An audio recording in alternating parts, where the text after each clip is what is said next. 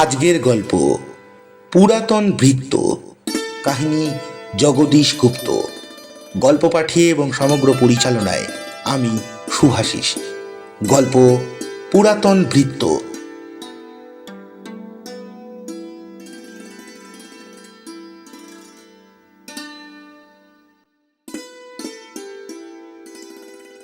বিশ্বেশ্বর যাজক ব্রাহ্মণ, তার যত যজমান সবই নমশূদ্র।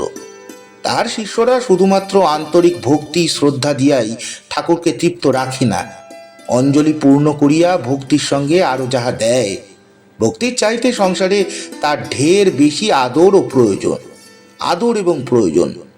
ঠাকুরের মারফত শিষ্যরা পারত্রিক মুক্তির সন্ধান পাইয়াছে কিনা কেবল তাহারাই জানেন, যাহারা অন্তরিক্ষে থাকিয়াও মানুষের অন্তরের কথা বুঝিতে পারেন। বিশ্বেশ্বরের নিজেরও যদি সে খবরটা জানা নাও থাকে, তবুও সে অজ্ঞতা পুরোহিত ও যজমানের মধ্যে দেনা পাওনার আসল কাজে ব্যাঘাত ঘটাইতে আজ পর্যন্ত পারে নাই। বিশ্বেশ্বর যাহা দান করিতেন তাহার সারবত্তা ও সার্থকতায় সংশয় থাকিলেও বুঝি থাকিতে পারি, কিন্তু যাহা গ্রহণ করিতেন সংশয়ের ঘুণ প্রবেশের মতো দৌর্বল্য তাহার অঙ্গে থাকিতে পারে না। বিশ্বেশ্বরের প্রাপ্তি প্রচুর হইলেও বাহিরটা দেখিয়া মনে হয় যেন সঞ্চয় প্রচুর হয় নাই। যাজক ব্রাহ্মণ চির দরিদ্র, এটা প্রমাণ নিরপেক্ষ সত্য। কারণ দরিদ্র ব্রাহ্মণকে দানে তুষ্ট করো, চাহিদার মূলমন্ত্রই ওই। লোকে ব্যথিত যুগ ধর্মের দোহাই দিয়া ছোট্ট দুয়ানিটি পর্যন্ত তাহার জ্যেষ্ঠদের অনুসরণ করিয়া বিশ্বেশ্বরকে একবারে দেউলিয়ার হাটে বসাইয়া দিয়া নিরুদ্দেশ হইয়া যায়। বিশ্বেশ্বর প্রাণপণ করিয়া ওই চঞ্চল বস্তুগুলোকে আটকাইতে পারেন নাই, তাই তার এত আকুলি বিকুলি আর বাজার দেনা। কাজেই যখন স্ত্রী ক্ষেমঙ্করী স্বর্গারোহণ করিলেন, তখন বিশ্বেশ্বরকে ভিক্ষায় বাহির হইতে হইল। নামাবলী, টিকি ও পৈতায় এরা বাহ্যিক একটা নির্জীব সরঞ্জাম মাত্র। ব্রাহ্মণীর সাধ্যের খরচ তোলা একা তাহাদের সাধ্য নয়। বিশ্বেশ্বরের তাই জীবাগ্রে সাজাইতে সাজাইতে চলিলেন শব্দ ব্রহ্মকে, যাহা উচ্ছন্নে পাঠাইতে পারে, রাজা করিতে পারে, এমনকি অপুত্রকে পুত্র দিতে পারে, মন ভিজাইয়া টাকা আদায় করিতে তো পারেই। মজুদ তহবিল হইতে বিশ্বেশ্বর শ্রাদ্ধের খরচটা অক্লেশেই দিতে পারিতেন, কিন্তু এটা যে বড় জানা কথা যে শ্রাদ্ধ উপলক্ষে ভিক্ষায় ব্রাহ্মণের লজ্জার কারণ তেমন নাই, আর তাহা বিশেষ ফলপ্রদ। শূদ্রের পুণ্যলাভের লোভ অক্ষয় রহুক, তাহা হইলেই শ্রাদ্ধের খরচের জন্য পুরোহিতের আর ভাবনা থাকিবে না। বিশ্বেশ্বরের সঙ্গে চলিল ভৃত্য নবর বয়স এখন 27। যখন প্রথম সে বিশ্বেশ্বরের চোখে পড়ে তখন তার বয়স ছিল 22।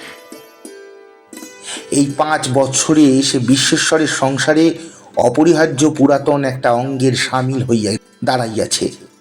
নব যখন আসে নাই, তখন তাহার কাজকর্ম কেমন করিয়া নির্বাহ হইত, এই কথাটা ভাবিয়া মাঝে মাঝে বিশ্বেশ্বরের সহর্ষ বিস্ময়ের অবধি থাকে না। এখন তো সে আর না হলে চলে না এক মুহূর্ত। 5 বছর আগে ফাল্গুন মাসের একটা দিনে রুদ্দুরপুরের শ্রীধর মণ্ডলের বাড়ির বাস্তু পূজা সারিয়া বিশ্বেশ্বর আল ঘুরিয়া মাঠ পাড়ি দিয়া ফিরিতেছিলেন। মাঠের শেষে গ্রামে উঠিবার পথের প্রান্তে করুই গাছটার নিচে পৌঁছাইয়া তিনি বাধা পাইলেন। দেখলেন একটি লোক হাত পা গুটাইয়া কাঁধ হরিয়া পড়িয়া ফোঁস ফোঁস শব্দে ঘন ঘন নিঃশ্বাস ছাইতেছে। তার দরিদ্র বেশের দিকে চাহিয়া বিশ্বেশ্বর ডাকিলেন, কে তুমি এমন করে পড়ে? যে পড়িয়াছিল সে কথা কহিল না। বিশ্বেশ্বরের ক্রমশ তেজ বাড়াইয়া আরো 2-1 প্রশ্ন করিলেন, এবং উত্তর না পাইয়া হাতের চটি মাটিতে নামাইয়া ছাতাটি মুড়িয়া ফেলিলেন। লোকটির কপালে হাত দিয়া দেখিলেন মুড়ি ভাজা যায় এমনি যা গরম। ওষ্ঠাধর শুকাইয়া চরচর করিতেছে, নিঃশ্বাস যেন আগুন। বিশ্বেশ্বর আপন মনেই বলিলেন, হ্যাঁ, মরবে নাকি? তারপর এদিক ওদিক চাহিয়া কাহকেও দেখিতে না পাইয়া হাঁক ডাক শুরু করিয়া দিলেন। দেখিতে দেখিতে বহু লোক জড়ো হইয়া গেল। এ শুনছো, কেউ আছো? এই শোনো না। বিশেষর তাহাদের সাহায্যে পীড়িত ব্যক্তিকে গৃহের উঠান পর্যন্ত আনিয়া দ্বিতীয়বার বাধা পাইলেন। দেখিয়া লোকটাকে হিন্দু বলিয়াই মনে হয়, তবে হিন্দুর মধ্যেও নাকি এমন জাতীয় আছে যে উল্লেখযোগ্য জাতির বারান্দায় উঠিবার অযোগ্য। এখন হঠাৎ সেই প্রশ্নটি উঠিয়া পড়িল। উঠাইলে নামাইলে এই ভরা সন্ধ্যায় দেখিতে অতি বিশ্রী হয়। ক্ষেমংকরী তুমুল আপত্তি তুলিয়া তাহা করিতে দিলেন না। কাজেই বেহুশ রোগীকে হাতের ওপর করিয়া গ্রামের প্রায় অর্ধেক লোক এমন কোলাহল জুড়িয়া দিল যেন বীরভদ্র বীরেশ্বরের উঠানে পড়িয়া দ্বিতীয়বার দক্ষযজ্ঞ পণ্ড করিতেছেন। মানুষের বারান্দায় উঠিবার যোগ্যতা আছে কি না এ প্রশ্নের উত্তরটা কেবল সেই জানে যাকে উপলক্ষ করিয়া এই প্রশ্ন উঠিয়াছে। তর্ক ছাড়িয়া লাঠি মারিয়া বেড়াইলেও আর কাহারও নিকটে উত্তরটা আসিতে পারে না। আশ্চর্য এই, এতগুলো লোকের মধ্যে এই সরল কথাটি কাহারও মাথায় আসিল না। একজন বলিল, গোয়ালে নিয়ে চলো, গোয়ালের জাত নেই। বিশ্বেশ্বর চাটুজরা হাতে করিয়া দাঁড়াইয়াছিলেন। তিনি গোয়ালের উল্লেখে হঠাৎ অসহিষ্ণু হইয়া বলিলেন, আমার এতগুলো গরু যাবে কোন চুলোয়? হ্যাঁ, ঘর বারান্দা আমার না হে, তোমাদের হে। ওটাও বারান্দায়। ঘর বারান্দা আমার না, তোমাদের হে। ওটাও বারান্দায়। তারপর যা হয় তখন দেখা যাবে। বলিয়া তিনি ভুলবশত হাতের জুতা নামাইয়া পাই দিলেন। লোকে বিস্মিত হইয়া গেল। বিশ্বেশ্বরের গোয়াল কি তার জাতের চাইতেও বড়? লোকটাকে বারান্দায় তোলা হইল। সে বিছানাও একটু পাইল এবং শুশ্রূষায় ক্রমশ তার সংজ্ঞা ফিরিল। তখন সে তার নাম বলিল বৃন্দপ্রসাদ, জাতিতে কুর্মী। কুর্মী যাত্রার সঙ্গে গ্রামের লোকের পরিচয় ছিল না। জিজ্ঞাসা করিল, তোর হাতে জল খাওয়া যায়? যায় বলিয়া বৃন্দপ্রসাদ আবার চোখ বুজিল। আহ, বাঁচা গেল, জাতি রক্ষা হয়েছে। তারপর কয়েকদিন ধরিয়া কেবল চিরতার জল খাওয়াইয়া বিশ্বেশ্বর রোগীকে সুস্থ করিয়া তুলিলেন। বৃন্দপ্রসাদ আত্মজীবনী যাহা বলিল তাহা এই। তাহার পূর্বপুরুষের ঘর ছিল গয়া জেলায়, কিন্তু সে দেশের সঙ্গে সম্পর্ক তার নাই, ছিলও না। দেশের জন্য লালায়িত নয়, বাংলাদেশের মাটিতে সে ভূমিষ্ঠ হইয়াছে। এই মাটির ফল শস্য দানাপানি খাইয়া সে এত বড় হইয়াছে। ভূভারতে আপনার কেউ জন নাই তাহার। মাঠ পার হইয়া গ্রামের ভিতর দিয়া, নদী পার হইয়া 8 ক্রোশ দূরে শহরে সে কর্মের অন্বেষণে যাইতেছিল। আরো কয়েকবার সেই অঞ্চল দিয়ে যাতায়াত করিয়াছে। এবার মাঠের মাঝামাঝি আসিয়া তার হিহি করিয়া কাঁপাইয়া জ্বর আসে। কোনো প্রকারে বহু ক্লেশে গ্রামের সীমান্ত পর্যন্ত আসিয়া সে গাছের নিচে জ্ঞান হারাইয়া শুইয়া পড়িয়াছিল। তাহার পর মেহেরবান ঠাকুরজি গৃহে আনিয়া তাহার জান বাঁচাইছেন। আর কোথাও যাইবার তার প্রবৃত্তি নাই। সে এই ঠাকুরজির কাছে বিনা বেতনেই থাকিবে। এই সংকল্প নিবেদন করিয়া বৃন্দপ্রসাদ বিশ্বেশ্বরকে বলিল, বাবা ঠাকুর। ক্ষেমংকরীকে বলিল, মা। শুনিয়া ক্ষেমংকরীর মাতৃহৃদয় তপ্ত হইয়া গেল। তিনি হাসিয়া বলিলেন, কিন্তু তোর এই খোট্টা দেশের দাঁত ভাঙা নাম তো আমাদের মুখে বেরোবে না রে। আমরা তোর নাম রাখলাম নব। বৃন্দপ্রসাদ হাত জুড়িয়া বলিলে, যে আজ্ঞে মা, আমি আপনার সন্তান। মা সন্তানকে যে নামে ডাকে, যে নামে খুশি ডাকবেন। ক্ষেমংকরী বলিলেন, সেই ভালো। আমার সেই 10 মাসের ছেলেটা বেঁচে থাকলে অত বড়ই হতো। তার নাম রেখেছিলাম নব। বলিতে বলিতে এই ক্ষেমংকরীর চোখের কোণ দিয়ে ভিজিয়া উঠিল। বৃন্দপ্রসাদের চোখও যেন ছলছল করিতে লাগিল। বৃন্দপ্রসাদ নামান্তরিত হইয়া নব ডাকেই সাড়া দিতে লাগিল। কিন্তু অল্পকালের মধ্যেই বাড়ির সকলের কাছে এই সুসংবাদটা ধরা পড়িয়া গেল যে নবর মুখে শুধুই সাড়া দেয় না, তার অন্তরও যেন সাড়া দিয়ে লাফাইয়া ওঠে। মানুষের মনের এই বার্তাটির মতো সুসংবাদ বড় বেশি নাই। আমারই আহ্বানে সাড়া দিবার জন্য আরেকটি অন্তর অনুক্ষণ উন্মুখ হইয়া আছে। শুধু এই অনুভূতিটাই পরম অমৃতময়। মানুষের অদৃষ্টে এই অনুভূতির আস্বাদ বেশি মিলে না। দেখতে দেখতে ক্ষেমংকরীর ছোট ছোট ছেলেমেয়েরা পর্যন্ত নবর এমনি বশীভূত হইয়া উঠিল যে অন্য কাজ করিবার ফুরসত পাওয়াই তাহার মুশকিল হইয়া উঠিল। ক্ষেমংকরী বলিলেন, ওরা আবার তোকেই বড় ভাই পেয়েছে। যে আজ্ঞে মা বলিয়া নব যেন ধন্য হইয়া গেল। সর্বাপেক্ষা মিষ্ট নবর মা ডাকটি। এমন সুর সে কোথায় পাইল কে জানে। সময় সময় তাহার ডাকে ক্ষেমংকরী চমকিয়া ওঠেন। তাহার সকল হৃদয় মথিত হইয়া একটি অনির্বচনীয় প্রীতির রস ফেনায়িত হইয়া ওঠে। নব খুব কম কথা বলে, হাসেও কম, কিন্তু মেঘের পশ্চাতে সূর্য লুকাইলে তার আলো যেমন করিয়া নিভিয়া যায় না, তেমনি নবরও কম কথা কম হাসির আড়ালে তার অন্তরের প্রসন্নতা কোনোদিনই অস্তমিত হইয়া যায় নাই। দেখিয়া শুনিয়া বিশ্বেশ্বর সন্তুষ্ট হইলেন। নবর গভীর ক্ষিপ্ত বলিষ্ঠ মূর্তির দিকে চাহিয়া যেমন সাহসে তার বুক ফুলিয়া ওঠে, তার নিখুঁত পরিচ্ছন্ন কর্মপটুতা দেখিয়া তেমনি তাকে ভালোবাসিতেও ইচ্ছা করে। ক্ষেমংকরী অসুখে পড়িলেন। নব মা বলিয়া ডাক দিয়া শতবার তাহাকে দেখিতে আসে। কোথাও তার অশান্তি চক্ষের নিমেষে সেটা ধরিয়া ফেলিয়া তাহাকে সুস্থ করিয়া রাখিয়া যায়। ক্ষেমংকরী জিজ্ঞাসা করেন, ওদের সব খাইয়েছিস নব? নব বলে, তুমি কিচ্ছু ভেবো না মা, আমি খাইয়ে দাইয়ে ঠিক করে দিয়েছি। তোমার কাছে এলে তোমায় বিরক্ত করবে বলে তাদের কাউকে আসতে দেইনি।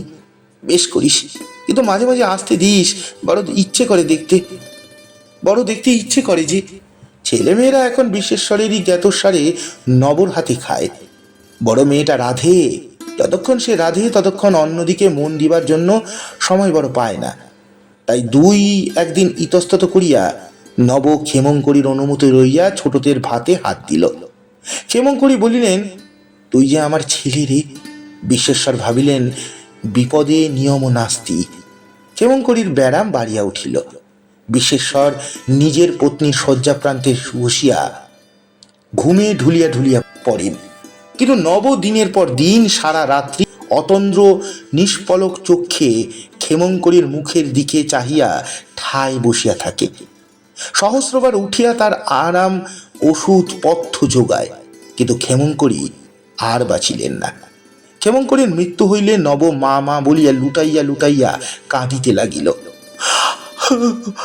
মা মা ছেলে মানুষের মতো শতবার সে বিশ্বেশ্বরকে প্রশ্ন করিতে লাগিল, বাবা ঠাকুর, মা আমার কোথায় গেল? গ্রামের লোক বিশ্বেশ্বরকে শান্ত করিল, কিন্তু নবকে শান্ত করা দুরূহ হইয়া উঠিল। তারপর নব শোক সংবরণ করিয়া ছোটদের আগলাইয়া রহিল। সব শ্মশানে চলিয়া গেল। ইহার পর 2 দিন বাড়িতে থাকিয়া বিধবা ভগিনীর জিম্মায় ছেলে মেয়েদের রাখিয়া বিশ্বেশ্বর অনুচর নবকে লইয়া ভিক্ষায় বাহির হইলেন। বিশ্বেশ্বরের তলপিটি লইয়া নব তাহার পিছনে পিছন গ্রাম থেকে গ্রামান্তরে নিঃশব্দে অবিশ্রান্ত ঘুরিতে লাগিল। বিশ্বেশ্বরের বাড়িতে নবর প্রভু ছিলেন, কিন্তু বাড়ির বাহিরে নব তাহার যে মূর্তি দেখিল, বাড়ির সে চেহারার সঙ্গে তাহার কোথাও মিল নাই। বিশ্বেশ্বর এখন ভিক্ষার্থী, অত্যন্ত করুণ তার কণ্ঠ, এমনি তার বিনীত নিস্তেজ ভাব যে যাহাকে স্বয়ং পদধূলি দিতেছেন যেন তাহারও পদানত। বিশ্বেশ্বরের এই দুর্দিনে তাহার অশিক্ষিত নিরক্ষর শিষ্যরা যে উদারতা দেখাইল তাহা বাস্তবিকই ভাবিবার বিষয়। শিক্ষিত যারা গুরু পুরোহিতের তোয়াক্কা না করিয়া ধর্মানুষ্ঠান বিকল্পে সিদ্ধ করাটাই মার্জিত রুচির পরিচায়ক বলিয়া মনে করেন, বিশ্বেশ্বরের টাকার থলিতা এখন দেখিলে তাহাদের জ্ঞান নেত্র বিকশিত হইয়া যাইত। পুরা 700 টাকা বিশ্বেশ্বরের সংগ্রহ হইল। এতগুলো টাকা থলিটায় তুলিলেন বিশ্বেশ্বর শুধু পদধূলি আর ধৃত পবিত আশীর্বাদ দিয়া। অর্ধলক্ষ্মী কৃষিকর্মে এবং বাংলার সেই লক্ষ্মী যে মাঠে আর বিলে, তাহাতে আর যাহারই সন্দেহ থাক, বিশ্বেশ্বরের নাই। নব নিষ্প্রহের মতো চাহিয়া চাহিয়া এই টাকা আদায় করা দেখিয়া তাহার মনের গতি কোন দিকে ফিরিল কে জানে। ফিরিবার পথে চলিতে চলিতে সে যেন ক্রমশ নিষ্প্রভ হইয়া উঠিতে লাগিল। মানুষ পরমাত্মীয়কে পোড়াইয়া যেমন করিয়া শ্মশান হইতে ফেরে, গতি তেমনি মন্থর। স্বচ্ছ সন্তোষের যে স্ফূর্তি তাহার চোখে মুখে হালকা হাওয়ার মতো দিবারাত্র ঢেউ খেলিত, তাহা যেন সহসা থমকিয়া গেছে। বিশ্বেশ্বরের পা পড়িতে লাগিল খুব ফাঁক ফাঁক করে। এতগুলো আমদানি সঙ্গের থলিতে বোঝাই। বিশ্বেশ্বরকে কিসে যেন ঠেলিতে ঠেলিতে লইয়া চলিল। লুটতরাজের ভয় একটা আছেই। সন্ধ্যা আসন্ন হইয়া উঠিতেছে, সঙ্গে এতগুলো টাকা। যেদিক দিয়াই হোক কেহ লাঠি কাঁধে করিয়া আসিয়া সামনে দাঁড়াইলে থলি সমেত টাকাগুলো তাহার হাতে বিনা বাক্যে তুলিয়া দিতে হবে। এখনো প্রায় 2 ক্রোশ পথ চলিতে হইবে। তাহার 1.5 ক্রোশ জনশূন্য প্রান্তর। সঙ্গে নব আছে সন্দেহ নাই, কিন্তু একজন না আসিয়া যদি ঠ্যাঙারেরা 5 জন আসে, তবে একা নবই বা তখন কি করিবে, কি করিয়া রক্ষা করিবে ইত্যাদি ভাবিতে ভাবিতে ব্যস্ত হইয়া বিশ্বেশ্বর যথাসাধ্য তীরের মতো চলিতে লাগিলেন। ঘাড় ফিরাইয়া দেখিলেন নব তল্পি লইয়া ঠিক সঙ্গেই আছে। সূর্য যখন অস্ত গেল, তখন বিশ্বেশ্বর মাঠের মাঝামাঝি আসিয়াছেন। এবার চৈতালিতে সোনা ফলিয়াছে। বিশ্বেশ্বরের বর্গা ভাগে কিছু জমি ছিল। ডালটা এবার সংবৎসর কিনিতে হইবে না। ফসল ফলিয়াছে ভালো, ডালেরও কি কম খরচ। মানুষ শুধু খাইয়া খাইয়া ফতুর হইয়া গেল। খাবার খরচ না করিতে হইলে টাকা জমিত কত। বেটারা আবার ফাঁকি দেয়। বিঘা ভুই 10 মণ ফলিলেও যা, 2 মণ ফলিলেও তাই। ব্রাহ্মণকে ফাঁকি দিয়া এ পর্যন্ত কাহার কি সুসার হইল, তাহাও তো দেখা যায় না। এবার দেখিয়া শুনিয়া ভাগটা আদায় করিয়া লইতে হইবে। খাতকরা কেবল খত বদলাইয়া দিয়া থামাইয়া রাখে, অথচ সুদ 1 পয়সা দিবার নামটি নেই। যেন তামাদি রক্ষা হইলেই মানুষ কৃতার্থ হইয়া যায়। এবার সুদ আর আসলেও কিছু না দিলে তিনি ছাড়বেন না। তবে নালিশের বড় হাঙ্গামা। ঘরের টাকা ঘোরাতেই হঠাৎ নব ডাকিল, ঠাকুর। চিন্তা সূত্র ছিড়িয়া বিশ্বেশ্বর চমকিয়া উঠিয়া থামিয়া পড়িলেন। ত্রস্ত নেত্র ঘুরাইয়া চারিদিকে চাহিয়া দেখিলেন যে ভয় করিতেছিলেন সে ভয় আগত বুঝি, কিন্তু তা নয়। তাহারা দুটি প্রাণী ভিন্ন প্রান্তর, তেমনি জনমানবহীন, নিস্তরঙ্গ সমুদ্রের মতো নিস্তব্ধ। একঝাঁক পাখি মাথার ওপর দিগ্বলয়ের মতো ছুটিতেছে। অস্তগত সূর্যের আলোকাঙ্কন গুলো মিলাইয়া আকাশের প্রান্তে অন্ধকার জমিয়া আসিতেছে। তাড়াতাড়ি বাড়ি পৌঁছিতে পারিলে বিশ্বেশ্বর বাঁচেন। বেটা অকারণে ডাকিয়া বাধা দেয় কেন? বিশ্বেশ্বর নিরুৎসয়ে নিরুত্তরে চলিতে শুরু করলেন। নব আবার ডাকিল, ঠাকুর। চলিতে চলিতেই বিশ্বেশ্বর বিরক্ত মুখে বিরক্তভাবে উত্তর দিলেন, কেন রে? নব বলিল, পালাও। সে কি? চলিতে চলিতেই বিশ্বেশ্বর আবার চারিদিকে চাহিয়া দেখিলেন। তৃতীয় মানুষের নাম গন্ধ নাই। বেটা খেপে গেল নাকি? দাঁড়াইয়া নব কথাটার তাৎপর্য গ্রহণ করিবেন ভাবিতেছেন। এমন সময় তাহারই পশ্চাদ্দিক হইতে যে ব্যক্তি আকস্মাৎ ছুটিয়া আসিয়া তাহার সম্মুখে দাঁড়াইল, বিশ্বেশ্বর কাঁপিয়া উঠিয়া দেখিলেন সে নব। বিশ্বেশ্বর থামিয়া আর চলিলেন না। থামিয়া চোখ তুলিয়া দেখিলেন নবর চোখের দৃষ্টি যেন কাঁপিতেছে। মুখে তাহার রক্তের লেশমাত্র নাই। বিশ্বেশ্বর বিস্মিত হইয়া বলিলেন, কিরে, কি হচ্ছে? নব নিঃশব্দে তাহার মুখের দিকে চাহিয়া রহিল। বল, কি হচ্ছে? ভয় পেয়েছিস? বলিয়া বিশ্বেশ্বর গায়ত্রী মন্ত্র করিলেন। এই মাঠেরই কোন দিকে যে শ্মশান আছে এবং এদিকে ভূতের ভয় আছে বলিয়া জনশ্রুতি। সন্ধ্যার পর এদিকে সচল অগ্নিকুণ্ড অনেকেই দেখিয়াছে। তিনি এটাও এখন লক্ষ্য করিলেন যে তাহার তল্পিটা নবর হাতে নাই। তার নিজের লাঠিখানাও ফেলিয়া সে ছুটিয়া আসিয়াছে। বিশ্বেশ্বরের গায়ে কাটা দিল। বলিলেন, কি হলো? ভালোই ভালোই মাঠটা পার করলে বাঁচি। ভালোই ভালোই মাঠটা পার হতে পারলে বাঁচি। কি হলো? কি? হ্যাঁ, কি হলো তোর? নব প্রত্যুত্তরে আগের কথাটা আবার বলিল। সোজা তাহার দিকে চাহিয়া বলিল, পালাও। পালাবো কেন? তবে পালিও না। বলিয়া নব বাহাত দিয়া বিশ্বেশ্বরের ডান হাতটা চাপিয়া ধরিল। বলিল, টাকা দাও, না দিলে। যে জিনিসটা সে বিস্ময়ে অবাক বিশ্বেশ্বরের নিষ্পলক চোখের সম্মুখে আকস্মাৎ তুলিয়া ধরিল, সেটা যেন সর্বনাশীর একটি মাত্র দাঁত, ভয়ঙ্কর ধারালো, ঝকঝকে ছোড়া। দেখিয়া বৃদ্ধ বিশ্বেশ্বরের শীর্ণ দেহ আর খাড়া থাকিতে পারল না। কাঁপিতে কাঁপিতে নবর পায়ের তলায় বসিয়া পড়িলেন। হ্যাঁ? টাকার থলিটা তাহার হাতে তুলিয়া ধরিয়া বলিলেন, হ্যাঁ, টাকা নে, কিন্তু প্রাণে মারিস নে বাবা। সে হয় না। এই কয়টা কথা শুধু বিশ্বেশ্বরের কানে গেল। মুহূর্তের জন্য একটা তীব্র ব্যথার অনুভূতি তার মস্তিষ্ক পর্যন্ত বিদ্যুৎ বেগে বহিয়া গেল।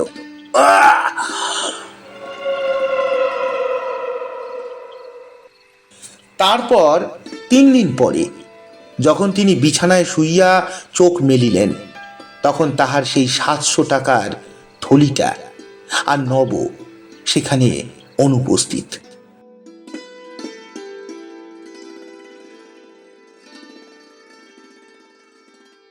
সমাপ্ত।